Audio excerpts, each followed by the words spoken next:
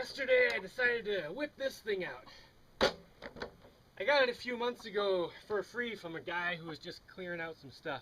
It's a rip saw. That's what the big name on the side of it says. Anyway, it's basically a bandsaw powered by a chainsaw. And luckily there was an electric chainsaw attached to it. Probably because the person who had it before me also had solar panels and, you know, unlimited electricity. Anyway, yesterday I pulled it out and just gave it a quick glance over and, you know, checked for anything that needed to be wrong, tightened a few bolts and stuff, and I cut a few boards. These guys here, and this isn't any particularly spectacular log or anything, it's actually really hard wood. It's got some termites in the middle, but whatever, it's good enough for a test. And it looks like it did a pretty good job. And I was messing with the tension and stuff. On this board, I didn't have enough tension, and it kind of cut that way a little bit. But then on this one, it had good tension and made a pretty good cut. And I basically ran it until it stopped working. And I don't know why. You know, just going, stopped like it was turned off. Oh, and first I checked the breaker on my bulldozer, because that's what's powering it right now. Because, you know, the bulldozer power runs into the dome here, and there's an inverter inside. Anyway, so this has a breaker up here, and it was a 40 amp breaker, which I was tripping every once in a while with this thing. So I replaced that with a 60 amp breaker, which is the highest amperage that my inverter inside the dome can handle. Now this is a really nice inverter, and I got them super cheap. I bought like 6 of them. And they're really nice, but they have no breaker in them. So if you overload them, they just break. And I found that out with one of them. So I have an external breaker that will trip before this thing breaks. So anyway, when this stopped, it was not the breaker here, which was totally fine. And then I plugged something else in here, and that was still getting power. So it was something with the saw. So this morning I came out here, took the entire thing apart to get the chainsaw off, and it turns out you just have to like remove this one plate over here and then undo one nut, and then the whole thing comes off. And when I took the chainsaw off, I was undoing the screws to get inside it, and then I noticed this mysterious green button right here that you can't see until you take the thing off. I was like, what is that button? So I pushed it, and it sounded exactly like one of those little breaker switches. And sure enough, yeah, it tripped the breaker in the chainsaw. So that's kind of good. It tripped the chainsaw and the breaker before it tripped my you know, power coming out to it thing.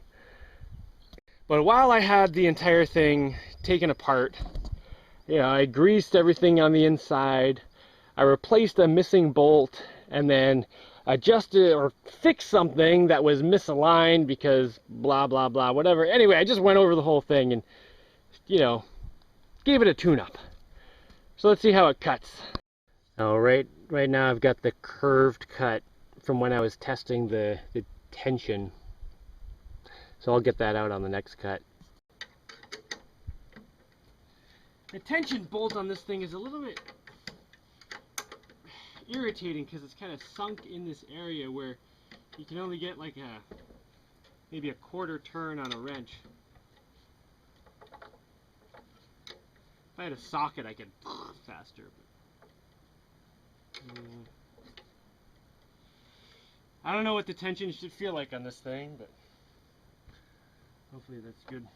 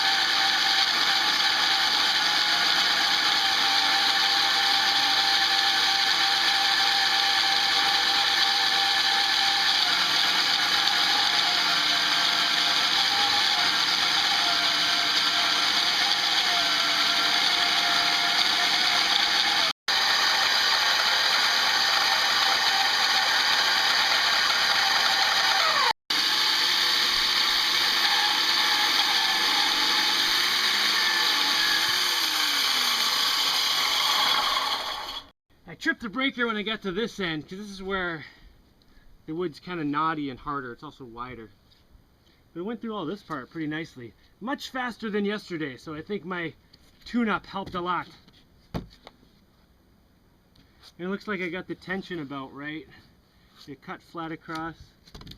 It seemed to go through the whole thing pretty smoothly.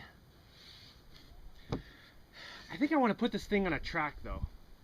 Because, you know, it relies on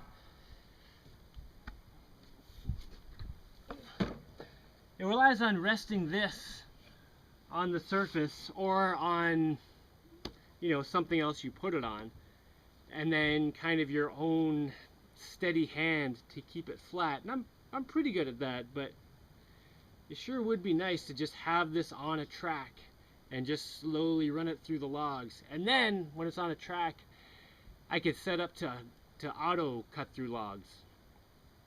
Because if I want to cut a lot of logs, which is probably the point of having something like this, you know, it'd be really nice to just set them up and have them go.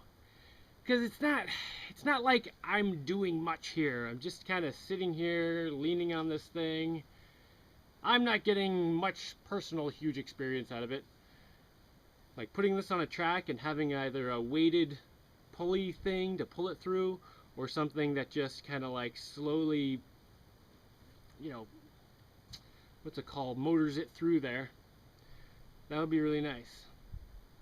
And then I could set up a log, have this go through a cut for, I don't know, 10 minutes or whatever, go do something else, come back, pull it back, get the next row, tell it to go do something else, come back.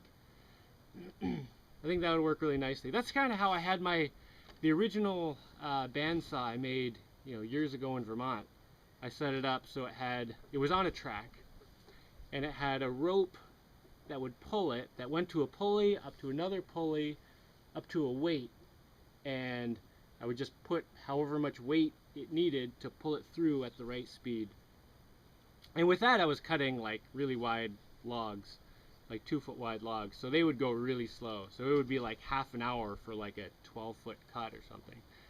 But I just put enough weight in to have it slowly go through, and just kind of pay attention to it a little bit in case it had any problems. But it was really nice just having it go. So I think I should do that with this. But this thing works really well. It seems to work very nicely, especially after I sharpened the blade yesterday. I didn't really have the right stuff to sharpen the blade, but I just took a Dremel with a pretty small grinding wheel and just kind of touched each tooth real quick, joop, joop, joop, joop, joop, joop, all the way around. Just took a few minutes, and then cut a lot faster than after that. Yeah, I'm pretty happy with this thing. It's very simply made too, and made with pretty good materials. But like a person could probably copy this and make another one pretty easily, because it's mostly flat stock and square tube, and then, you know, some bearings and pulleys and stuff like that, and there's a bit of gearing in there. But there's not that much to it. It does seem to be very well made though. Thicker parts than they need to be, and it's all aluminum, so it's pretty light, you know, because supposedly a person would just do this by hand. Still, I think I want to put it on a track at some point with some wheels. Oh, those termites really got in the middle of that. Oh, this end is amazing though. I don't know what this wood is, but it feels harder than maple.